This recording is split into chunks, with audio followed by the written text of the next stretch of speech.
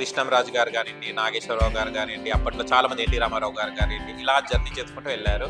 వీళ్ళ గురించి తెలుసుకునే ముందు మీరేం చేసేవారు సార్ ఇండస్ట్రీ? ఫస్ట్ నేను అన్నపూర్ణ స్టూడియోలో టెలిఫోన్ ఆపరేటర్గా చేరాను అప్పట్లో. ఇప్పుడు చేసి ప్రొడక్షన్లో కొద్దిగా అవగాహన పెంచుకున్నాను. అవగాహన పెంచిన తర్వాత రాజుగారితో పరిచయం చేసి రాజుగారి అభిమానాన్ని అట్లా చేసి కృష్ణంరాజు గారితో జర్నీ చేసేటప్పుడు ఎలా ఉండేవారు కృష్ణంరాజు గారు? రాజుగారితో జర్నీ అయితే నేను అసలు చెప్పలేను. రాజకీయంగా కూడా జర్నీ చేశాను. సినిమా జర్నీ వేరు, రాజకీయ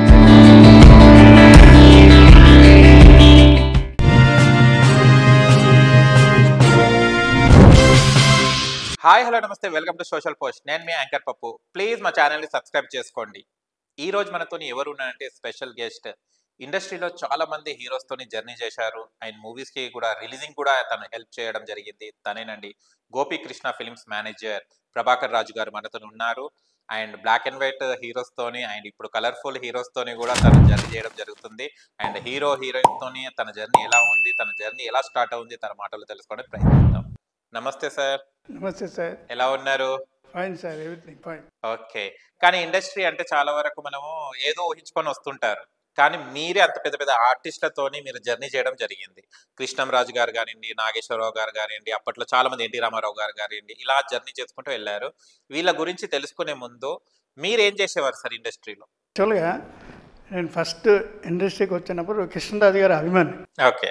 ఎక్కడ అభిమానం అంటే కృష్ణరాజు గారు పాత సినిమా కృష్ణవేణి కాడి నుంచి కాకుండా పాత సినిమాలు కూడా ఉన్నాయి. పల్లిపడుచు, అభిమానవంతులు, ఇంటి దొంగలు, ఇట్లాంటి సినిమాలన్నీ చేస్తుండే. శ్రీ, ఇట్లా రాజుగారు అంటే అభిమానం వచ్చి ఆయన మీద అభిమానం కొద్దీ నేను హైదరాబాద్ వచ్చేసిన కొత్తలో నాకు ఈ జర్నీ చేయడం అవన్నీ చేయడం అంటే ఫస్ట్ నేను అన్నపూర్ణ స్టూడియోలో టెలిఫోన్ ఆపరేటర్గా చేరాను అప్పట్లో అంటే కృష్ణరాజు గారు మంచి మనసు అనే సినిమాలో అన్నపూర్ణ స్టూడియోలు చేశారు. అప్పుడు చేసి ప్రొడక్షన్లో కొద్దిగా అవగాహన పెంచుకున్నాను.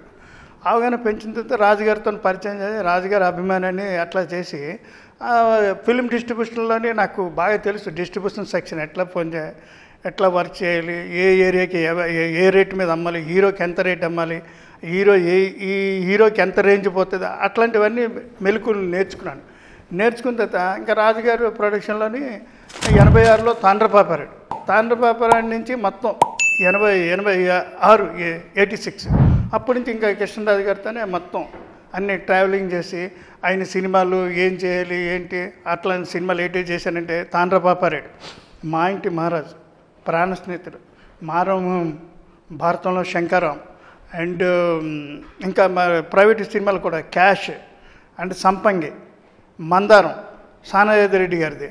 అలాగా ఈ రీసెంట్లీగా 10th క్లాస్ డైరీస్ కూడా మొత్తం బిజినెస్ చేస్తుండేవాడిని. మార్కెటింగ్ కూడా నేను చేస్తాను. తర్వాత నాకు ఈ లక్ష్మీ గణపతి ఫిలిమ్స్ వాళ్ళు సుబ్రహ్మణ్యం గారు పరిచయం అయ్యారు. చూడు చాలా యాక్టింగ్ ఉంటాడు, చురుగ్గా ఉన్నాడు కుర్రాడు, ఈయన మనం తీసుకుంటే బాగుంటుందని ఆయన నన్ను పిలిస్తే ప్రభాకర్ రాజు మా సినిమాలు ఇంగ్లీష్ సినిమాలు తెలుగు డబ్బింగ్ చేస్తుంటాం, మార్కెటింగ్ సార్ దీనికేం సార్, విత్ ప్లెజర్ సార్ అనుకొని ఆయన దగ్గరికి వెళ్తే ఫస్ట్ సినిమా అయింది.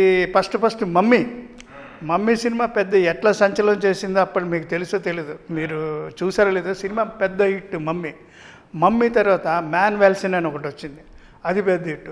తర్వాత వరల్డ్ ఈజ్ నాట్ ఎనఫ్, అది పెద్ద. తర్వాత క్వాంటమ్ ఆఫ్ సోలస్, అది పెట్టి మళ్ళీ క్వాంటమ్ ఆఫ్ సోలస్ తర్వాత స్పైడర్ మ్యాన్ తర్వాత ఇంకా వరాహసికి సినిమాలు చేసి మార్కెటింగ్ నేనే చేస్తున్నాను. వాళ్ళు బొంబాయిలో ఉంటుండారు. హైదరాబాద్ వచ్చినప్పుడు మినర్ హోటల్లో దిగుతుండారు. నేను ఆయన పేరు గోవింద్ ఏదో ఉంది ఆయన పేరు. ఆయన దగ్గరికి వెళ్ళి బిజినెస్ అన్నీ చేస్తుండే. మొత్తం నేను ఏపీ, తెలంగాణ, రాయలసీమ మొత్తం బిజినెస్ నేనే చూస్తున్నాను ఒక్కొక్క ఏరియా. తర్వాత మా వాళ్ళు ప్రైవేట్ సినిమాలు కూడా చేశాను. అపరిచితులు చేశా, గజనీ చేశా, ఆవారా చేశా, తుపాకీ చేశా. ఆ మామూలు సినిమాలు ఏం కాదు ఇవన్నీ. ఎంత బ్లాక్ బస్టర్లు మీ అందరికీ తెలుసు. అది కొన్నిటోళ్ళకి ఎట్లా వచ్చాయో. ఇంకోటి అభిషేక్ ఫిలిమ్స్ అని ఇప్పుడు ఉన్నాడు, ప్రొడక్షన్ చేస్తాను. ఆయనకి 2012 ఇప్పించే సినిమా 2012 ఫస్ట్ పిక్చర్ అయింది. అంతకుముందు ఆయన ఏదో 10th క్లాస్ 10,000 BCA ఏదో తోడేలు సినిమా ఏదో చేసాడు. ఆ సినిమాలు కాక ఈ సినిమా నేను ఇప్పించానంటే ఆయనకి ఈ సినిమా మీరు చేస్తే బాగుంటుంది, ఇది మంచి మీకు డబ్బులు తెస్తాయంటే చేశాడు. అప్పుడు ఎంత చేశాడు? 1,08,00,000 చేశాడు ఓన్లీ తెలంగాణ ఏరియా. అప్పుడు డిజిటల్ కెమెరాస్ ఏం లేవు, ఆ ప్రింట్ సిస్టమ్ ఉండేది. ఆ ప్రింట్ సిస్టంలో ఉన్నప్పుడు ఆ సినిమా అసలు మామూలుగా అసలు మల్టీప్లెక్స్లో రోజుకి 8 ఆటలు. జనరేషన్లో అసలు 1 ఆట 2 ఆట అయితే 3 ఆటకి కలెక్షన్ లేకపోతే తీసేస్తాను. అప్పట్లో రోజుకి 8 ఆటలు. ప్రసాద్ మల్టీప్లెక్స్ ఎప్పుడు చూసినా హౌస్ఫుల్. మీకు తెలియకపోతే వెంకట ప్రసాద్ అని ఇప్పుడు మేనేజర్ ఉంటాడు అక్కడ, మీరు కనుక్కోవచ్చు ఆయనకి ఎంక్వైరీ చేసి. అది మామూలుగా లేదు. అది అప్పట్లో ₹1,00,00,000 కొనే సినిమాని అప్పుడు 5 కోట్లు చేసింది. 5 కోట్లు అంటే మీరే ఊహించుకోండి. ఆ సినిమా 5 కోట్లు అంటే మా నాటే 2012 సినిమా తెలుగులోని యుగాంతం. అది మామూలు బ్లాక్ బస్టర్ హిట్. మీరు ఏ ఇయర్ జర్నీ చేశారు సార్? ఎప్పుడు వచ్చారు మీరు? ఏ ఇయర్లో వచ్చారు? నేను ఇక్కడికి వచ్చానంటే 1978లో వచ్చాను సార్. నేను 78లో వచ్చాను. సారీ 76 భక్త కన్నప్పకి వచ్చా. భక్త కన్నప్ప వెంకటేశ్వర టాకీస్, సికింద్రాబాద్ అజంతా టాకీస్లో 2 థియేటర్లు 100 రోజులు ఆడింది. ఓకే. అలాగే కృష్ణరాజు గారి సినిమాలు హైదరాబాద్లో లైన్గా ఆడిన సినిమాలు అని మీకు ఒక్కొక్కటి చెప్తాను. మీరు ఆన్సర్ చేశారు కాబట్టి ఒక్కొక్కటి చెప్తాను. భక్త కన్నప్ప సికింద్రాబాద్లో అజంతాలు ఆడింది, హైదరాబాద్ వెంకటేష్ ఆడింది. తర్వాత రెండో సినిమా అమరదీపం సుదర్శన్ 70లో 100 డేస్ ఆడింది. ఇంకా అమరదీపం తర్వాత మన ఊరు పాండవులు శాంతి థియేటర్లో 100 డేస్ ఆడింది. తర్వాత కటకటాల రుద్రయ్య అక్కడ సాదరగట్లో, ఇక్కడ ఆర్టీసీ క్రాస్ రోడ్లో థియేటర్లు దొరకపోతే ఆర్టీసీ క్రాస్ రోడ్లో థియేటర్లు దొరకలేదు అప్పుడు. సాదరగట్లో కమల్ థియేటర్లో ఆడింది కటకటాల రుద్రయ్య, బ్రహ్మాండంగా పోయింది. తర్వాత రంగున్ రోడ్ 100 డేస్ ఆడింది. తర్వాత సీతారాములు 100 డేస్ ఆడింది. తర్వాత బెబ్బులి బ్రహ్మ 100 డేస్ ఆడింది. అలాగే లైన్గా 76 నుంచి లైన్గా ఆడిన ఇక్కడ రాజుగారి సినిమాలన్నీ ఈ ఒక్క హీరోకి ఆడారు, మిగతా ఏం ఆడలేదు. అసలు శివమెత్తిన సత్యం అసలు హీరోగా. తర్వాత లాస్ట్ కొంచెం రాజుగారు కొద్ది బ్రేక్ ఇచ్చిన తర్వాత అంతిమ తీర్పు అని ఒక సినిమా వచ్చింది రాజుగారితో. ఆ సుధాకర్ కానీ మాగంటి సుధాకర్ గారు నెల్లూరు, ఆయన 3 సినిమాలు చేశాడు. ధర్మతేజ, అంతిమ తీర్పు, మూడో సినిమా ఇంకోటి ఉంది. ఆ 3 సినిమాలు అంతిమ తీర్పు 100 డేస్కి దీపక్ థియేటర్లో 96 రోజులకి తీసేస్తామని ప్లాన్ చేశారు వాళ్ళు. మా బాలకృష్ణ గారి సినిమా చేశారు భారతంలో బాలచంద్రుడు అని. నేనేం చేశాను, అరే 90 ఆడితే చాలా గ్యాప్లో 100 రోజులు ఆడితే మనకు పేరు వస్తుంది, ఇక్కడ రాజుగారికి కూడా పేరు వస్తుంది, ఈ సినిమా తీసేస్తే ఎట్లా అని నేను సూర్యనారాయణ రాజు గారు అంటే ప్రభాస్ గారి ఫాదర్. అప్పుడు ఆయనతో ఎక్కువ నేను కాంటాక్ట్ ఉండేవాడిని, ప్రభాస్ గారి ఫాదర్తో. సార్ ఇట్లా మన సినిమా 96 రోజులు తీసేస్తున్నారు, ఏంటి సంగతి అంటే నువ్వు థియేటర్ మేనేజర్తో మాట్లాడించంటే, నేను థియేటర్ మేనేజర్ పేరు అప్పారావు గారితో మాట్లాడిన. సార్ 96 రోజులు తీస్తే బాగోదు సార్, మర్యాదగా ఉండదు, ఆ సినిమా 100 రోజులు ఆడాలి. లేదు బాబు అక్కడ డేట్ వేసారు, అది సాయిరామ ఫిలిమ్స్ వాళ్ళు డేట్ వేసారు, మేము సినిమా తీసేస్తే నేను ఒప్పుకోలేదు. మేము పెద్ద అభిమానులు, ఎక్కడెక్కడ నాకు సనత నగర్ నుంచి రాజుగారి అభిమానులందరినీ థియేటర్కి పిలిపించా.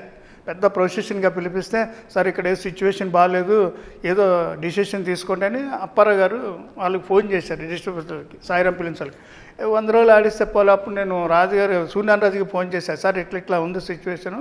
అప్పుడు మాది ఇక్కడ గోపీకృష్ణ ఫిలిమ్స్ అని డిస్ట్రిబ్యూషన్ ఉండే సికింద్రాబాద్ ఆర్పి రోడ్, రాష్ట్రపతి రోడ్. అప్పుడు మాదే సొంత ఫిలిమ్స్, రాజుగారిది డిస్ట్రిబ్యూషన్. అందులో ఉంటుండేవాడిని. రాజుగారికి పిఏగా ఉంటుండే, పర్సనల్ మేనేజర్. అంటే ఆయన మద్రాసు నుంచి వచ్చినప్పుడు ఫోన్ చేస్తుండేవాడు. ఆయనకి ఇక్కడ సికింద్రాబాద్ క్లబ్ అని ఉంది, జూబ్లీ క్లబ్. ఆ క్లబ్లోని ఆయనకి మెంబర్షిప్ ఉంది. మెంబర్షిప్ పేరు 168K.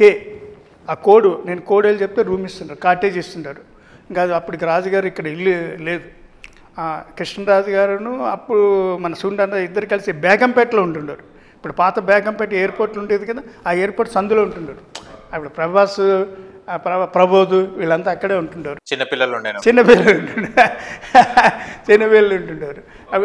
నా వర్క్ ఏంటంటే రోజుకి కలెక్షన్స్ వస్తుండేవి, మా సినిమాలు ఉంటుండేవి, మా ఈ డిస్ట్రిబ్యూషన్గా సినిమాలు ఉంటాయి. రోజుకి పొద్దున్న నుంచి 10 గంటల నుంచి సాయంకాలం కలెక్షన్లు ఎంత ఉన్నాయో అవన్నీ చేసుకొని సాయంకాలం సూర్యనారాయణ గారికి వెళ్ళి, సరే ఇన్ని సినిమాలు, ఖమ్మం పోయింది, వరంగల్ పోయింది, నకరికల్ పోయి, ఇట్లా సినిమాలు అన్నీ చేసి డబ్బు వాపస్ చేయడం, ఇది నా వర్క్ క్యాషియర్గా. కృష్ణంరాజు గారితో జర్నీ చేసేటప్పుడు ఎలా ఉండేవారు కృష్ణంరాజు గారు? రాజుగారితో జర్నీ అయితే నేను అసలు చెప్పలేను. రాజకీయంగా కూడా జర్నీ చేసా. అయితే సినిమా జర్నీ వేరు, రాజకీయం జర్నీ వేరు. ఓకే. నర్సాపూర్లో టికెట్ వచ్చింది కాంగ్రెస్ తరపు నుంచి. కాంగ్రెస్ తరపున మాకు ప్రత్యర్థి ఎవరు, తెలుగుదేశం అయిన భూపతిరాజు ఆయన పేరు. భూపతిరాజు మేము అంతా భీమవరం వెళ్ళిపోయాం. భీమవరంలోని సుభాష్ చంద్రబోస్ గారి ఇంట్లో ఉన్నాను. రోజు క్యాంపస్ రాత్రిపూట పోతుండేవారు. అంతా క్యాన్వసింగ్ చేసి పండుకుంటూ కృష్ణరాజు గారు అలిసిపోయి వస్తారు. రాత్రి 3 గంటలకి 2 గంటలకు వస్తే నేను ఆయనకి దగ్గరుండి మాలిష్ వాడిని పిలిపించి ఆయన కాలు పట్టిస్తున్నాడు. ఎట్లా ఎందుకంటే బాగా అలిసిపోతాడు కదా, ఇంకా ఆయన ఏం చెప్పాలి అట్లా పండుకుంటే నేనే మాలిష్ అని పిలిచి రెగ్యులర్గా పెట్టించాను. ఆయన కాళ్ళు అయి పట్టరా సార్కి అని పెట్టించి అట్లాంటి పనులు చేశా. తర్వాత ఆయనతో పాటు క్యాంపస్ అది చేసే మాది అంత అయిపోయింది. క్యాంపస్ అయింది. మనకి ఎవరు గెలుపు వాళ్ళు మనం చెప్పలేం కదా. ఇంకా రాజుగారు ఫస్ట్ టైం కదా నర్సప్పటి నుంచి మేము గెలుస్తాం అనుకొని చెప్పాం. మాకు ప్రత్యర్థి చాలా బలవంతుడు భూపతిరాజు. ఆల్రెడీ గెలిచాడు. ఆయన గెలిచిన తర్వాత అప్పుడు ఏం చేశాడు, సార్ నాది పని అయిపోయింది, నేను ఇంటికి వెళ్ళిపోతాను, వచ్చి 10 రోజులు అయిందంటే కృష్ణరాజు గారి పర్మిషన్ తీసుకొని నేను 5 రోజులు వెళ్ళిపోతాను సార్ అని. మా బ్యాడ్ లక్ ఏంటంటే కృష్ణరాజు గారికి ఫస్ట్ ఖమ్మం ఇస్తానన్నారు. జలగ వెంగళరావు జనార్దన్ రెడ్డి అప్పుడు చీఫ్ మినిస్టర్. ఓకే. ఫస్ట్ నేనే అక్కడికి వెళ్ళి రూట్ ప్రోగ్రామ్ తీసుకున్నాను. నేనే జనార్దన్ రెడ్డి సీఎం గారి దగ్గరికి వెళ్ళి రూట్ ప్రోగ్రామ్ తీసుకున్నాను. కృష్ణరాజు చెప్పాడు వెళ్ళి అక్కడికి వెళ్తే రూట్ ప్రోగ్రామ్ ఇస్తారు, తీసుకో ప్రభాకర్ రాజు అంటే వెళ్ళి తీసుకొని రూట్ ప్రోగ్రామ్ చేస్తే ఫస్ట్ మాకు ఖమ్మం అన్నారు. ఖమ్మంలో పోటీ చేసి గెలుస్తానంటే లేదు సార్ నేను నరసాపురం అంతా మా వాళ్ళంతా అక్కడే ఉన్నారు, రాజులంతా అక్కడే, నేను గెలుస్తాను సార్ అన్నాడు.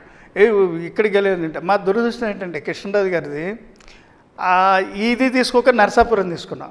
మాకు ప్రత్యర్థి ఎవరు, భూపతిరాజు ఒకడు, అవతలోడు హరిరామ జోగయ్య. ఆయన పెద్ద ఉద్దండు, ఇప్పుడు పితామహుడు తెలుసు కదా, కాపులకి పెద్ద ప్రతినిధి హరిరామ జోగయ్య గారు. హరిరామ జోగయ్య గారు కాపులు ముగ్గురు, ఆయన బీజేపీ తరఫున పోటీ చేశాడు, ఈయన తెలుగుదేశం. మేము బొటాబొట్టు కొద్దిగా ఎంత 50,000లో ఓడిపోయాం, లేకపోతే అప్పుడే గెలిచేటోళ్ళం. తర్వాత ఏమైంది, మాకు ఖమ్మం ఇస్తే ఖమ్మం ఎట్లా గెలుస్తుంది దానికి ఉదాహరణ మీకు చెప్పాలి. అప్పుడు మీ క్యాంప్ చేసుకొని వచ్చేస్తున్నాను. రాజీవ్ గాంధీ గారు చనిపోయారు అప్పుడు 20వ తారీఖుని, మే 20. అప్పుడు నేను కరెక్ట్ విజయవాడలో ఉన్నా. కృష్ణరాజు గారు పర్మిషన్ తీసుకుని సార్ హైదరాబాద్ వెళ్ళిపోతానంటే విజయవాడలో కరెక్ట్గా కానీ అప్పుడు ట్రైన్స్ అండ్ ప్లాట్ఫామ్ ఏంటి ఇంత అలంకార థియేటర్లో సినిమా చూసి రాత్రి 12 గంటలకి ట్రైన్.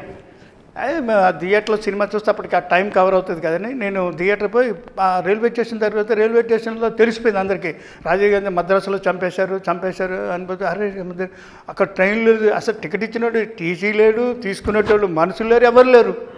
ఒక్కరినొక్కరు బల్ స్టేషన్కి పోతే ముందు ఆర్టీసీలో తీసుకున్నాను. వాళ్ళు సార్ ఇక్కడ మా ముందెళ్ళే బస్సులు అక్కడ ఆవనగడ్డ దగ్గర అక్కడ ఆ కోదాళ్ళు ఎక్కడ కాల్చేశారు సార్ బస్ జర్నీ వద్దు సార్ మీరు రైల్వే స్టేషన్కి వెళ్ళిపోండి అంటే అక్కడి నుంచి డైరెక్ట్ రైల్వే స్టేషన్కి వచ్చా.